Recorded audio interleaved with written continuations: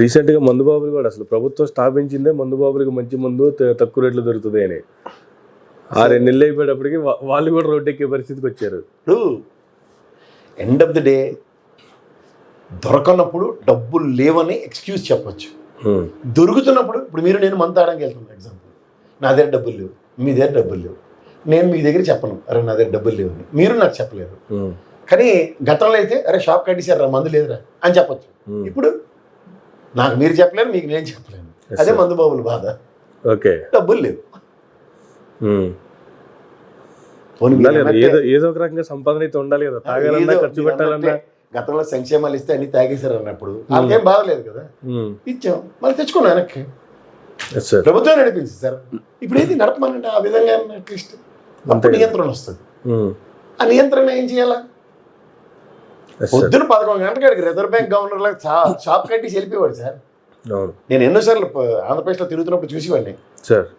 వారి మొన్న స్టాక్తో టాలీ అయ్యి ఆ సేల్స్ ఈ సేల్స్ ఒకటి అంటే పొద్దున 10 గంటలకు సేల్ అయిపోయింది అనుకోండి, మూసి వెళ్ళిపోయాడు. షాపే ఉండేది కాదు. ఇప్పుడులాగా ఆర్బాటాలు ఎట్టి లైట్లు ఎట్టి చికెన్ ఫ్రీ, తొక్క ఫ్రీ, తోటకూర ఫ్రీ, మంచింగ్ ఫ్రీలు అంటే కొన్ని ఏరియాలో డోర్ డెలివరీ కూడా చేస్తున్నారు కదా, రేషన్ షాప్ డెలివరీలో కూడా ఇస్తున్నారు. అలా దేనికైనా సమర్థులు సార్. మందు విషయంలో అసలు అటు చూడండి డ్యాన్సులు, రజనీకాంత్ డ్యాన్సులు అలాంటివన్నీ మీరు ఎన్ని చూస్తున్నాం మనం యూట్యూబ్ షార్ట్స్లో. బాగా ఉంటుంది మందు ప్రభావం. ఎలాంటి వాడికైనా దాని ఆవశ్యకత వేరు, మనిషిని వేరే ట్రాన్స్లోకి తీసుకెళ్తేది మందు. అది వెచ్చలవిడిగా దొరుకుతున్నప్పుడు మనుషులు ట్రాన్స్లోనే ఉంటారు. ఉన్నప్పుడు ఎలక్షన్ అవుతుంది, ఈ ఎలక్షన్కి బాగుంటుంది అనుకుంటారు, కుషామత రాజకీయాలు అంటారు. అట్లా ఈ కుషామత రాజకీయాల్లో మనిషికి జేబు బరువు ఎప్పుడైతే తెలుస్తూ ఉంటుందో అప్పుడు గత ప్రభుత్వానికి ఈ ప్రభుత్వానికి కంపారిజన్ స్టార్ట్ అవుతుంది. కంపారిజన్ స్టార్ట్ అయింది అనుకోండి, ఎవడు ఏం చేశాడో నిజం బయటకు వస్తుంది. ఫైనల్గా అయితే వచ్చే బడ్జెట్కి అసలు రంగు బయటపడుతుంది అంటారా గవర్నమెంట్కి సంబంధించి? ఇంకెన్నిసార్లు బయటపడుతుందండి? ఆల్రెడీ బడ్జెట్ మొన్న పెట్టిన దాంతోనే రంగు బయటపడింది. ఇప్పుడు కూడా ప్రాపర్ ఎలకేషన్స్ కనుక చేయకపోతే, నేను ఎప్పటి నుంచో చెప్తున్నాను, కేంద్ర ప్రభుత్వం ప్రవేశపెట్టిన బడ్జెట్తో రాష్ట్ర ప్రభుత్వాలు అనుసంధానించుకుని చేసినప్పుడు కేంద్రం మనకి ఏమి ఇచ్చి తగలడిందో తెలుస్తుంది. బ్రహ్మాండంగా ఎలకేషన్స్ ఉన్నాయి. దూరదృష్టి, విజన్ 2047 ఈ కథలన్నీ చెవులో పూలు అవుతాయి. ఆ పువ్వులు వికసిస్తే 9 వచ్చి రక్తం తాగినట్టు, ప్రజలు రక్తం తాగినట్టు తాగుతారు. తాగినప్పుడు ఏమవుతుంది?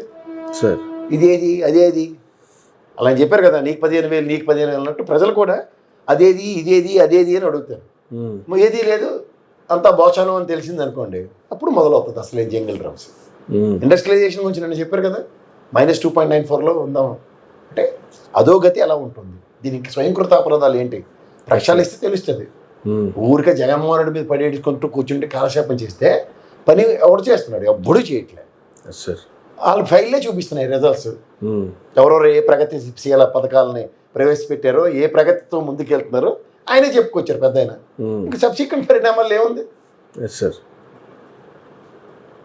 మళ్ళీ అమరావతి ఏఐ టెక్నాలజీ అంతే, అమరావతి అని మొదలెట్టారనుకోండి. ఇంకా ఆఖరికి ఈ తెపలగాళ్ళు అయితే నిన్న మరీ దరిద్రం దరిద్రానికి మారిపోయారు. ఏంటంటే అప్పు కూడా ఎవరు ఇవ్వకుండా ఉత్తరాలు రాస్తున్నారట. ఎలా తెలుసా? మండిపోతుంది ఒక పక్కన. ఏమన్నా తెలివి ఉండి ఏడుస్తున్నారా, తెలివి లేకుండా ఏడుస్తున్నారు. అట్టుకోలో 11,000 కోట్లు ఎత్తేసారు నిన్న. వాళ్ళ ఇష్టం. ఆ దిక్కుమాల డైలీ సీరియల్ టీవీ న్యూస్కి ఏమీ తేడా లేదు. ఆ డైలీ సీరియల్లో ముసిల్దాన్ని దాన్ని పెట్టి దానికి ఒళ్ళల్లో బంగారం దిగేసి అలా కళ్ళు చచ్చిపోతూనే ఉంటుంది విలనిజంతో. వీళ్ళు కూడా అదే షావు. మీరు గమనించుకోరు కావాలంటే వార్తల పెట్టి చూద్దామని పాపం. అరే ఇదే ఒక్క నిమిషమేనా ఆ పవన్ కళ్యాణ్ చిరకల్లా ఆ బొగ్గను రాజేంద్రనాథ్ గోపాల్ అన్నది, ఆ కియా మోటార్ది ఏదో నోరు జారాడో లేకపోతే బుర్రలేక అన్నాడో తెలియదు, కానీ ఇది రాజశేఖర రెడ్డి గారు ఆయనలో కానీ అదే ఫోక్స్ వ్యాగన్కి అందులో కొంచెం ఇది జరిగి కాంగ్రెస్ ఆయనలో బొత్స సత్యనారాయణకి నానా తెప్పులు వచ్చినాయి. అది అనుకునేదో అని ఉంటాడు కియా మోటార్ది, కానీ ఇంకా ఆడ నుంచి పట్టిండ్రు. సేమ్ డిబేట్లో కూడా మధ్యలో వస్తారు. అక్కడ సబ్జెక్ట్ ఉండదు, మర్చిపోతారు.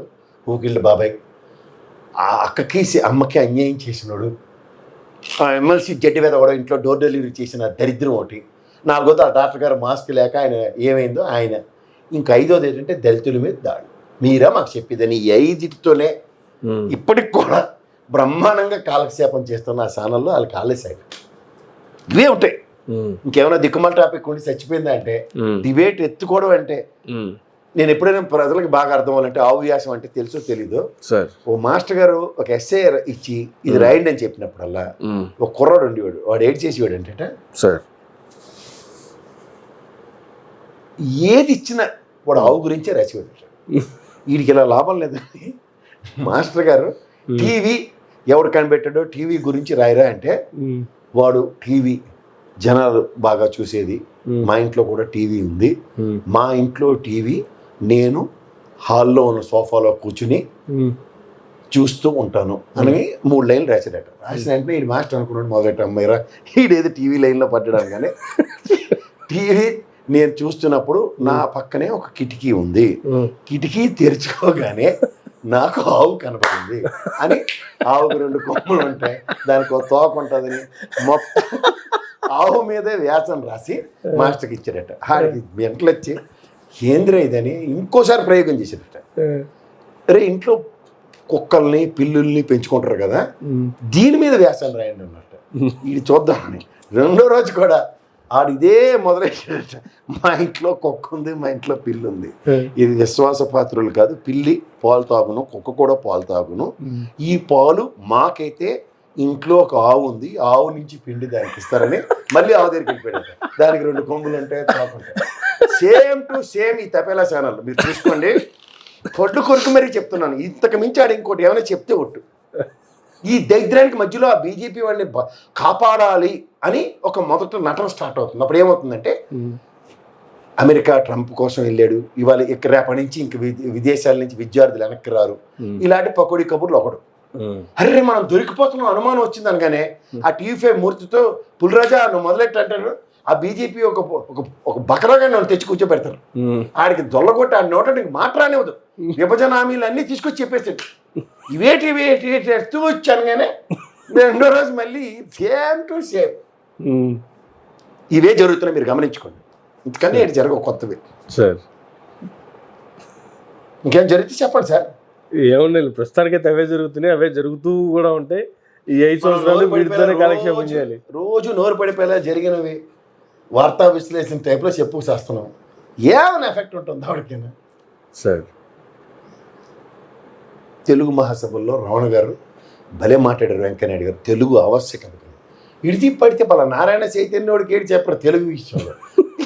ఈ బుడ్డ పిల్లల జడ్పీఐ స్కూల్ ఆడికి వెళ్ళిన వాళ్ళని పట్టుకుని మీరు తెలుగే చదవాలరా, మీరు తెలుగే చదవాలరా, కానీ వీడు మాత్రం చదవరు. జీవితాంతం తెలుగు కవిత్వాలు చదివి చదివి చదివి యొక్క తొక్క అని లాస్ట్కి తొక్క ఇచ్చారు ఆంధ్రప్రదేశ్కి ఆ వెంకయ్యనాయుడు గారి ధర్మాన విభజనలో. ఏదైనా ఈ యొక్క లాస్ట్కి తొక్క, ఈ తొక్కలో పెట్టుకుని ఈ 2 రాష్ట్రాలు బాబు అని నరేంద్ర మోడీ పక్క చూసి కళ్ళు కాయలు కాసి కళ్ళు పోయాయి. ఓ పాయలే మధ్యలోనే తలాక్ అని వచ్చాడు మా చంద్రబాబు నాయుడు సార్. మళ్ళీ ఏంటైందో తెలియదు, జంటలు కల్పించారు. మళ్ళీ విడిపోవాలంటే తలాక్ చెప్పారు బాగుంది, కలవాలంటే ఏం చెప్పాలి సార్? మళ్ళీ తాళి కట్టేయడమే, అదే పని అయింది. ఇంకా మనకి తెప్పలగాలు ఉంటారు కదా, బాబూ పెద్దనాని లేకపోతే నువ్వు బతకలేవు నాని అని. అరే బాబు ఇటుపక్క ఎంత సామర్థ్యం ఉన్నాడో అటుపక్క అంతే సామర్థ్యం ఉన్నాడో, ఈక్వలెంట్ స్టేచర్స్ సార్ నరేంద్ర మోడీ చంద్రబాబు నాయుడు. అది ఎక్కడెవరు అధికారం వచ్చేస్తే ఏదైనా చేయొచ్చు. ఫెడరల్ సిస్టంలో ఒకనొక టైంలో ముఖ్యమంత్రికి వీటో పవర్లు ఉండేవి. ఈ దిక్కుమాల జిఎస్టీలు ఎత్తెక్కమనుకో, దీనికన్నా ముందు ఇంకా వీటో పవర్ ప్రణాళికా సంఘం ఉండేది. ఏ రాష్ట్రమైనా సరే వివక్షకు గురి కానివ్వకుండా కాపాడే బాధ్యత.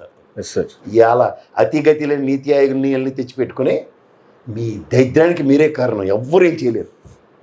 చూస్తున్నాను మీరు అలాగ అంతే. థర్డ్ ఎంపైర్ గారిని నిద్రలేపు రే అవుటా కాదని అడిగేదాకా ఆడు ఎలా అవుట్ ఇవ్వడో మనం మన బతుకుల్ని వాళ్ళ చేతిలో పెట్టి వాడు బాగు చేస్తారన్న భ్రమంలో బతికినంతకాలం మనం ఎవరు ఏం చేయలేరు. నిజంగా అంత సామర్థ్యం ఉన్న చంద్రబాబు గారు కూడా ఏమి చేయలేని నిస్సహాయ స్థితిలో కనబడుతున్నారు. 8 నెలల బట్టి మీరు గమనించుకోండి కావాలంటే అత్యంతం. Sir thank you sir, thank you very much అండి. ఇదండి ఈనాటి ఇంటర్వ్యూ. మరొక గంటలో మళ్ళీ కలుద్దాం. చూస్తూనే ఉండండి మెరా మీడియా.